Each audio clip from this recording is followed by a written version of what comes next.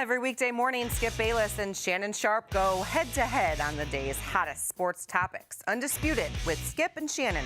Weekdays at 9:30 a.m. Eastern only on Fox Sports 1 and streaming live on Fox Sports Go.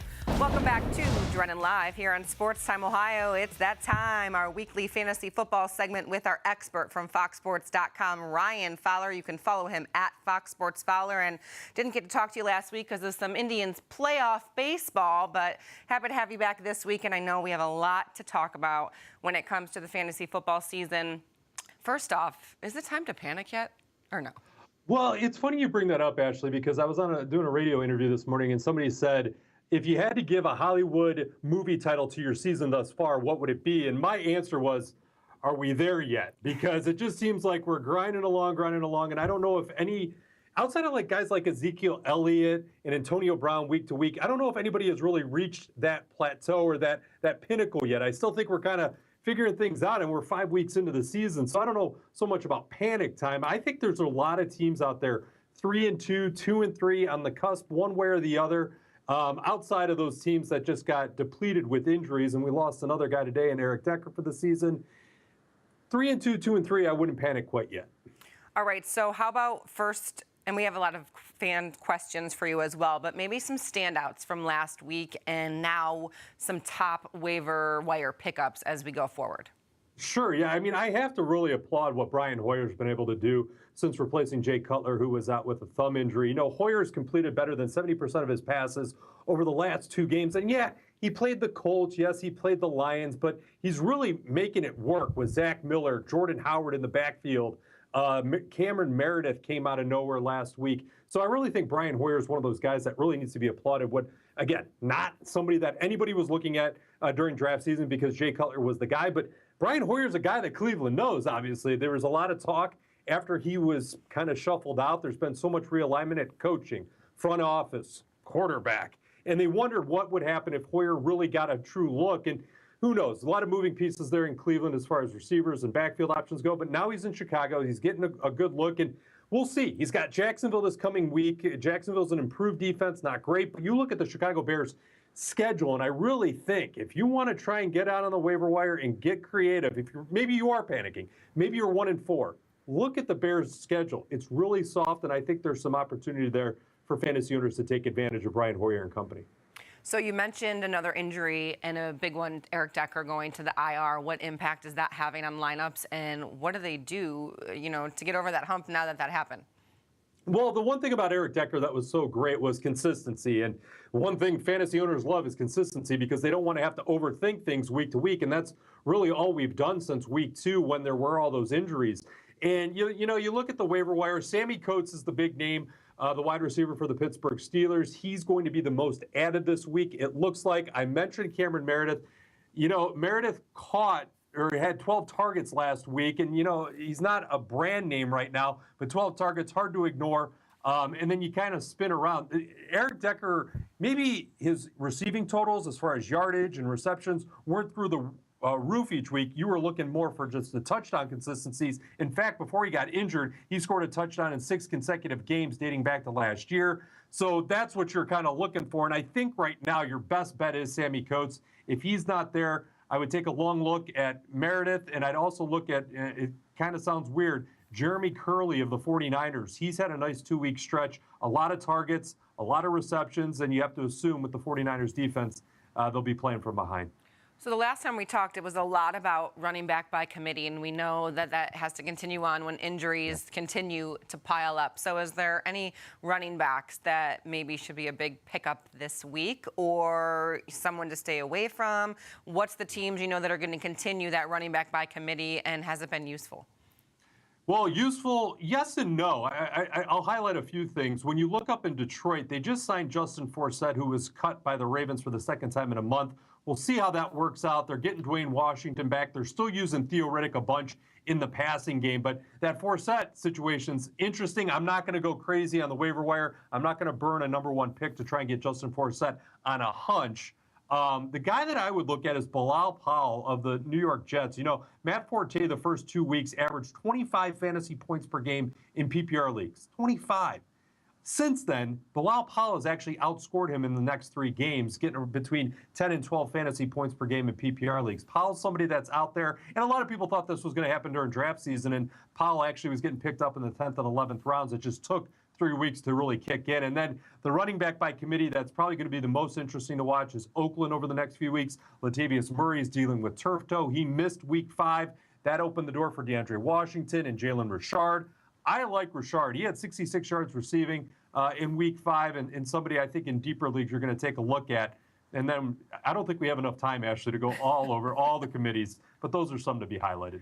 All right, well, we do have some social media questions for you. The fans want some answers. They need your help, so you can follow him at Fox Sports Fowler. Of course, here we go. We have some quarterback question. Corey wants to know Bortles at Chicago or Wentz at Washington? Great question, and I think Bortles still gets the edge in this. You know, they're coming off the bye, so they could heal up a little bit after a long training camp preseason. And then September, I know it's still early on, but people will take rest anytime they can get it. Plus, him and Allen Robinson are starting to click. I still love Wentz. I think you're going to find yourself asking this question weekly, more so than just matchup-based. I know Washington, their defense isn't great, but they really get burned on the ground more than the air. Plus, I believe it is a road contest for the Eagles. Yeah, it's at Redskins. So I would hold off on that, and I would go Bortles, getting a little bit more burn there against the Bears' pass defense, which is pretty bad. Gene asks about Eric Decker. We talked about it in the loss that means. So just let's circle back around and some guys to replace him with. Sure, yeah. Cameron Meredith, Chicago Bears. I think Sammy Coates, he might actually already be owned in a lot of leagues, so I'm kind of pumping the brakes on that. You know, I hate to do it this early in the segment, Ashley, but Tajay Sharp had a slow month of September. He did okay in week 1, and then it's been slow, but he does have the Browns pass defense this week. Delaney Walker is going to be a great play, but I really think if Tajay Sharp's going to show up, he could be somebody in PPR leagues I would definitely take a look at. And then the one thing out in San Diego, Chargers are just finding creative ways to lose, but Phillip Rivers is chucking the ball all over the yard. Travis Benjamin, Tyrell Williams, Dontrell Inman. It's kind of a wide receiver by committee out there. But take a look at Williams, take a look at Inman. If you really are in a pickle, those are guys that I would look at because the Chargers are going to throw a bunch.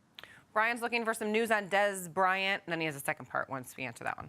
Sure. Well, we're kind of in limbo right now. We taped this Wednesday afternoon. I don't think he's going to play. I don't think they need him to play right now. They're playing so well with Ezekiel Elliott, Terrence Williams, Cole Beasley, and it is a big matchup with playing the Packers, and the Packers' rush defense is good, so it would be great. But here's the thing. I don't think they want to rush him. I think it's going to be one of those things where Dez is going to have to fight to get on the field, but I think he would rather be 100% in return than come back at 75, 85% and then re-injure himself or have some type of setback in the process. I don't think he plays. All right, so part 2 of the question, needing 2 receivers to start for him.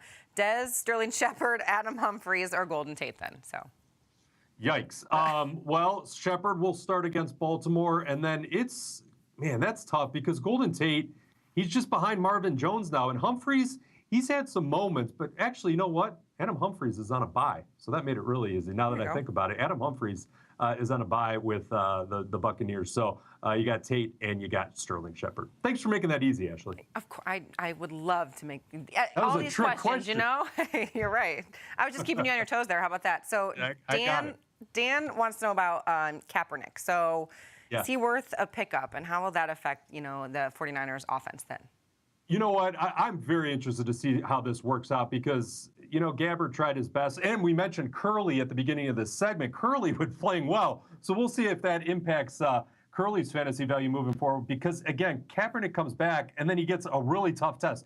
Not easy to play in Buffalo. That's just a blanket statement, but it's not easy to go there and be successful because they are playing pretty good defense right now, too. So I would slow down on wanting to add Kaepernick. I think that's kind of a wait and see. Carlos Hyde is the main cog in that offense, and I think he'll continue to be so. What a great story it would be if Kaepernick was able to put together some great games because we know what he did during that rookie season at the end when he got the chance to start. It was through the roof, him and Michael Crabtree, but we're far from that right now. All right, Rhett has a trade proposal. Needing your help on this. Do I trade Julio Jones for Jordan Howard and Jordan Matthews? His next best receivers are Cobb and Shepard, running backs McCoy and Sproles. The McCoy and Sproles thing is what makes this trade very tempting because Jordan Howard is going to eat well. And I mentioned it when we were talking about Hoyer. The Bears' schedule shapes up pretty solid. Now, I hate to move Julio Jones, but it has been a roller coaster of a season. And you're getting a wide receiver, back end one, more likely a wide receiver two in Jordan Matthews, but you're getting Jordan Howard. And it's so important when you look at McCoy and Sproles combo compared to what you got with Matthews and Cobb and Shepard. There's some opportunity there to have some points there. I think I do it. I hate to trade Julio Jones from the consistency when he's at his best, but, you know, the Falcons, they're getting creative in the ways that they win. Tevin Coleman is more involved in the pass offense than I think anybody expected, and that takes away from J.J. So I think I do the trade. All right. You mentioned Sammy Coates. I actually picked him up, so I'm wondering, and there was some questions on where do you play him at? Is he a flex guy for this week, or what do you think? Yeah, Miami Dolphins are reeling right now, and I really think if you're in a survivor pool, take a look at that Pittsburgh game. I think he's a wide receiver, too. I wouldn't get crazy in putting him in the top 15 quite yet. He does lead the NFL in most receptions over 40 yards, so there are some go routes that really help him out. Plus, a lot of attention needs to be paid to Le'Veon Bell and Antonio Brown. Those defensive backs and those safeties, they can't cheat up because Coates will burn them. And again, he's kind of taken on that Martavis Bryant role, who's missing the season due to a suspension. I like Coates. I think he's a wide receiver, too. All right, Alan France wants to know, should he start Tom Brady or Drew Brees this week? Great question. I think I'm going to go with Tom Brady. You know, Drew Brees, he can have some great games. He can have some clunkers. The Panthers are kind of in a weird spot right now. I think they're not who we thought they were, to steal a line from Denny Green. And the defense is struggling, but I feel a little bit more confident with Tom Brady. He's kind of playing with a fire lit under his butt, and I think the Bengals can be picked apart as we saw Dak Prescott do last week. Michael Thomas, should I start Jimmy Graham over Travis Kelce this week? Good question. I think that the Raiders' defense is still a work in progress, and I feel a little bit more confident with Kelce. We know kind of what he is in that Chiefs offense. Kelce will put up some clunkers. There's no doubt about it. But from how they've used him in the past over a large sample size versus Jimmy Graham, he's kind of had some highs and a lot of lows with Seattle. I know it's against the Falcons coming out of the bye, but I think Kelce in PPR leagues and Graham has a little bit more value in standard scoring leagues, but I would probably still lean Kelce. All right, couple more. One, Matthew Gerber says Andrew Luck or Jameis Winston? Jameis Winston's on a bye. Andrew Luck. There we go. Look at, see? I got it right from the early one. Yeah. And lastly, Andy wants to know, should he be worried about Cam Newton? No, I think if he gets cleared from the concussion protocol, I still think Cam Newton he's got so many weapons. Look what Derek Anderson did with Greg Olsen against the Buccaneers. Greg Olsen had a career day, 180-plus receiving yards. Cam Newton being able to call his own number. Now, he might not run as much around the goal line. That could ding his value a little bit. But maybe he just needs to be an NFL quarterback and throw a little bit more because he's got Kelvin Benjamin. He's got Greg Olsen. Ted Ginn Jr. can step up. Philly Brown is around. So I just think that maybe he just becomes a little bit more of a pocket passer and protects himself from taking those shots. I wouldn't be worried. He's still a QB1 on my board. Talking with Ryan Fowler of FoxSports.com, and tell everyone where they can find all of your write-ups. You guys have a lot of great information on your site, and you keep updating the rankings. So let everybody know where they can go and do that.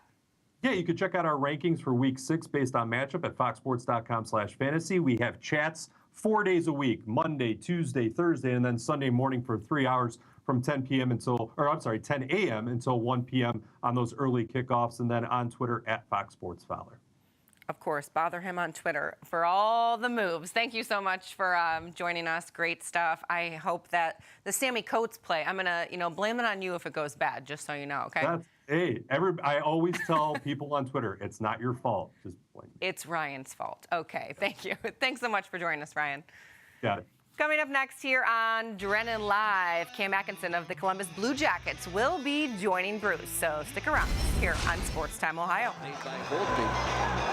As Hillen and the Jackets score a high errant puck hits Backstrom, and the Jackets find the back. As Hillen